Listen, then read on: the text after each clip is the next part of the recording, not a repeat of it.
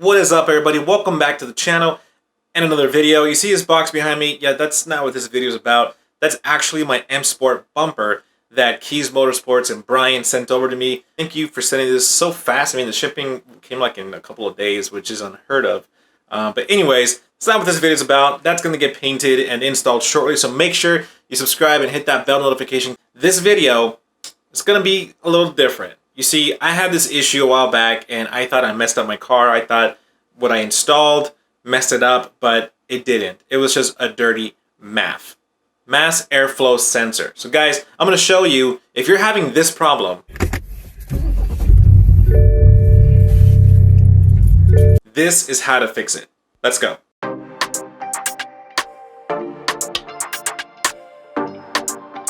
Alright guys, so my current setup is the MST intake, but this should be the same way with your OEM intake or any intake of this sort. To start off, you want to remove the two bolts by using a T20, so go ahead and do that. And to remove the clip from the sensor, all you gotta do is push down on the clip and push up, and the sensor just pop off.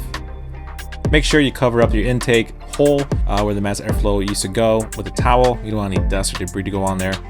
For this cleaning, I am using the mass airflow sensor cleaner by CRC. It's a really well and reputable brand. And you got to make sure that you spray all around the mass airflow sensor, not the plug itself, but just the bottom part. You want to make sure that you get it really nice and drenched with that spray. Once it's all done, make sure you put it back and follow the steps in the beginning and bolt it on with your two T20s. Well, there you have it, guys. Thank you so much for watching this video. I was gonna record me actually drenching that MAP sensor, but my video got cut off, so I had to super slow-mo it.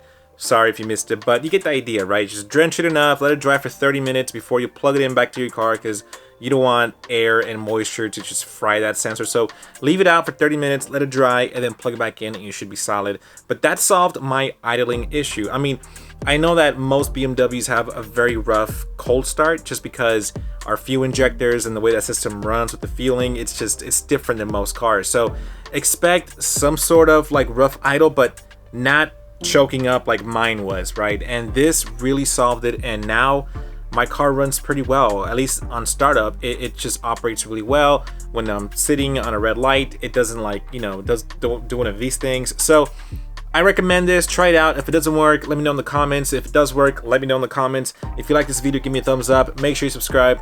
I have some exciting stuff happening to my F30, guys. I have the M Sport bumper that's getting painted this week. What else? I have my boost pipe coming in soon. I mean, I'm gonna tune my car again because I went to the dealer and it actually passed inspection and I removed the tune, so now I gotta put the tune back on. But anyways, I'm rambling. Thank you so much, guys. Show me some love in the comments and I'll catch you next week. I'll see you, fam.